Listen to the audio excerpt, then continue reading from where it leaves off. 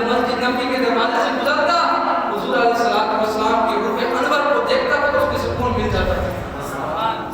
حضور کے چہرے کو دیکھتا تو اسے سکون مل جاتا, راحت مل جاتی, چین مل جاتا, دل میں حضور کی محبت آ گئی, حضور سے عشق کر بیٹھا, حضور سے دل لگا بیٹھا.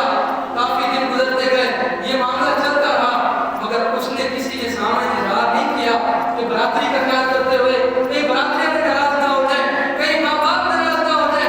حضور سے محبت اس قدر بڑھ گئی, اب ایسا وقت آیا تب کہ حضور کے عشق میں وہ بیمار ہو گیا. اتنی حضور سے محبت ہوئی, اتنا حضور سے عشق ہوا, اتنی حضور کی غلامی میں گرفتار ہو گیا کہ وہ بیمار ہو گیا.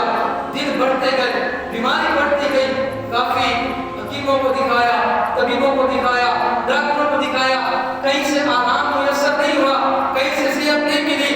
میں نے کہا کہ ڈاکٹروں سے, دنیا کے حکیموں سے کہاں اس کو صحت ملتی؟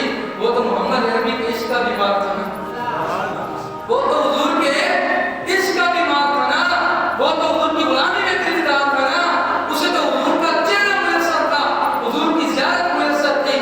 دن بڑھتے گئے, وہ نوجوان بیمار ہوتا گیا. ایسا دن آیا کہ اس کی والد نے دیکھا کہ اب آخری گھڑیاں, چند گھڑیاں باقی رہتی ہیں.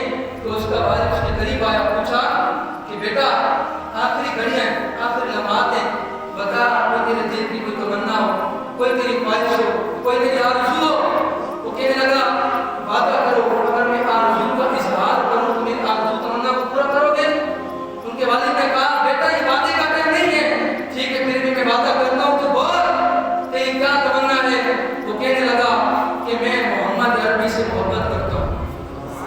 یہودی کا بیٹا کہا میں محمد عربی سے محبت کرتا ہوں, میں محمد عربی سے پیار کرتا ہوں, میں محمد عربی سے عشق کرتا ہوں. تو جب اس کے والد نے سنا نا, وہ بیٹا کہنے لگا کہ آخری لمحات ہیں اور میں یہ چاہتا ہوں کہ جاتے جاتے محمد عربی کے چہرے کی زیارت کر کے جاؤں, حضور کا چہرہ دیکھتا ہوا جاؤں. تو اس کے والد نے کہا اب میں وعدہ کر بیٹھا ہوں.